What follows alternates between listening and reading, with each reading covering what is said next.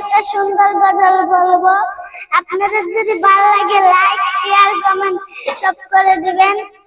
ফুল কেন ফুটে, পাখি কেন গায়, নদী কেন ছোটে, দূর সীমানায় বলো। ফুল কেন ফুটে, পাখি কেন গায়, নদী কেন ছোটে, দূর সীমানায়। পাতা কেন তুলে, ফুল কেন ফুলে, কেন এত রং দূর নীলিমায়।